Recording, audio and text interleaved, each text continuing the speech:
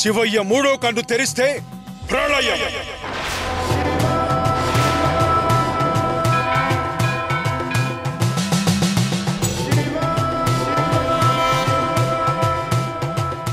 మనిషి మూడో కన్ను తెరిస్తే అన్ని సమస్యలకి పరిష్కారం. మనిషి మూడో కన్ను అంటే జ్ఞానం. ఆ జ్ఞానంతో నిన్ను నువ్వు అన్వేషించుకో. నీకు కనిపించేది నిజం కాదు, నువ్వు చూడలేనిది, నమ్మలేనిదే నిజం. ఆ నిజాన్ని అన్వేషించు. నీ చుట్టూ ఒక మాయా ప్రపంచం ఉంది. దాన్ని దాటినప్పుడే నీ మనసులో ఉన్న వేల ప్రశ్నలకి సమాధానాలు దొరుకుతాయి. నువ్వు వేసే అడుగు ఎన్నో వేల ప్రాణాలని కాపాడుతుంది. సృష్టికి విరుద్ధంగా జరిగే వికృత క్రీడని ఆపడానికే ఆ పరమేశ్వరుడు నిన్ను ఎంచుకున్నాడు. ఇదంతా ముక్కోటి మాయ, ఎవ్వరికీ అర్థం కాదు. కానీ అందులో పరమార్థం ఉంటుంది. హనుమంతుని వలె నీ శక్తి నీకు తెలీదు. హనుమంతుడు సంద్రం మీదకి లంఘించినట్టుగా దూసుకు వెళ్ళు. వికృత విలయ తాండవాన్ని ఆపడానికి ప్రకృతే నీకు తోడుగా ఉంటుంది.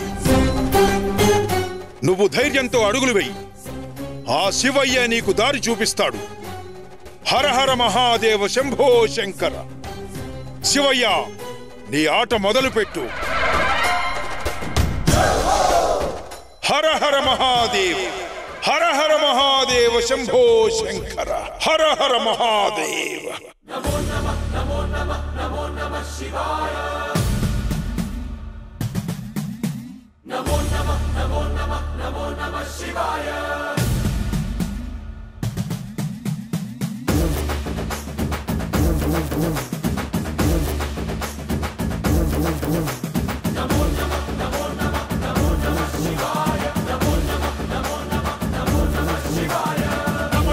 మదరగొట్టు దంచి కొట్టు అంట దిక్కులదిరగట్టు తాండవేశ్వర.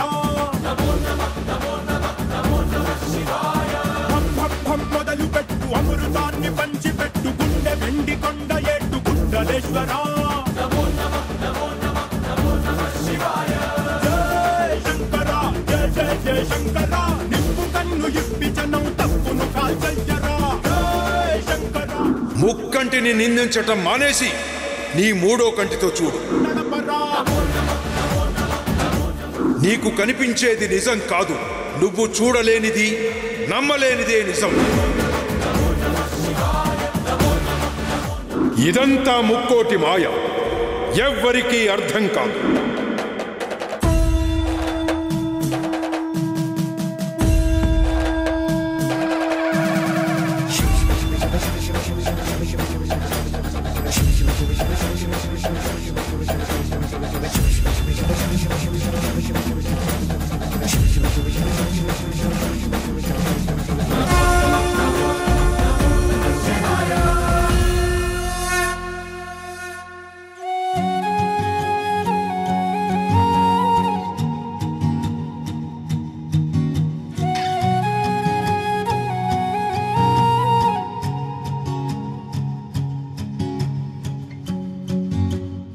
అబ్బాయి అమ్మాయిది ప్రేమ పెళ్ళనుకుంటా.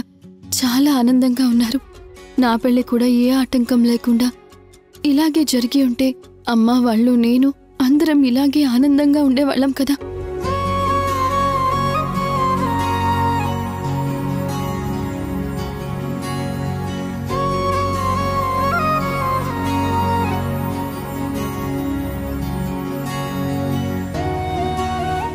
యశోదా, యశోదా, ఎలా ఉన్నావు? నేను బాగున్నాను వీణా, నువ్వెలా ఉన్నావు? నాకే సూపర్గా ఉన్నాను. అవును, ఎవరిది పెళ్ళి? మా పిన్ని కూతురిది. Love marriage. మొదట్లో ఒప్పుకోలేదు, కానీ తర్వాత ఒప్పుకున్నారు. ఇప్పుడు అందరూ ఆనందంగా ఉన్నారు. చూస్తుంటేనే అర్థమవుతుంది. అవును, నువ్వు అమెరికా నుంచి ఎప్పుడొచ్చావు?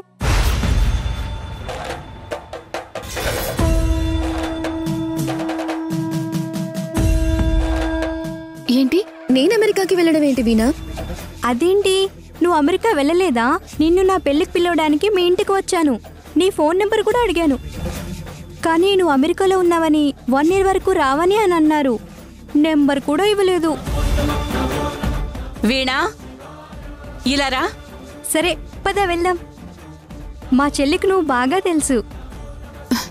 లేదులే, నాకు ముఖ్యమైన పనుంది. నేను మళ్ళీ కలుస్తాను, నువ్వు వెళ్ళు. వీణా! సరే అయితే వస్తాను.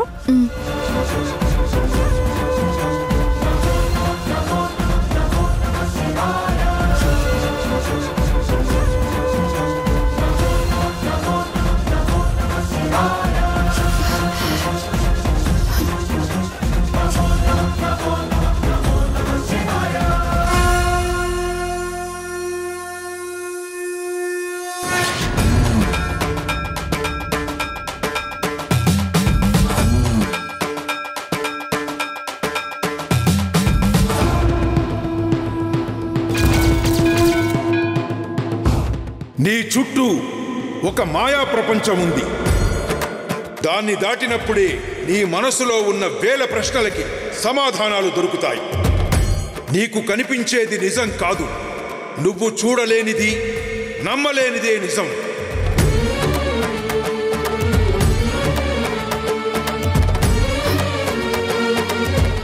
నా కడుపున బిడ్డ పుట్టిందని సైన్స్ చెప్తోంది.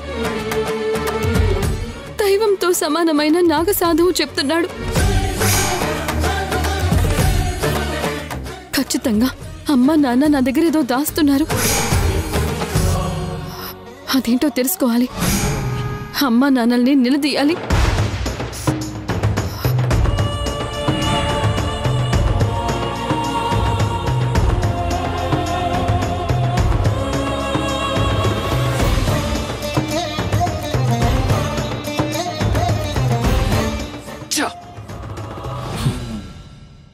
చూస్తుంటే ఈ పెళ్లికి యశోద ఒప్పుకునేలా లేదు. ఈ పెళ్లి జరగకపోతే నేనిన్ని నెల్లు పడ్డ కష్టమంతా వేస్ట్ అయిపోయినట్టే. యశోదని కాకుండా నేను వేరే అమ్మాయికి లైన్ వేసుకుని పెళ్లి చేసుకుని ఉంటే ఆ కట్నం డబ్బుతో దూరంగా వెళ్లేవాణ్ణి. లేదా డబ్బున్న అమ్మాయి అయితే లైఫ్లో సెటిల్ అవుదామనుకున్నాను. చూడండి, ఇక నేను టైం వేస్ట్ చేయదలుచుకోలేదు.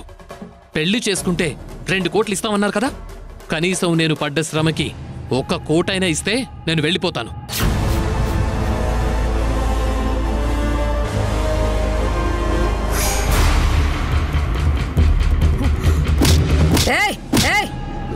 ఏంట్రా, కోటి కావాలా?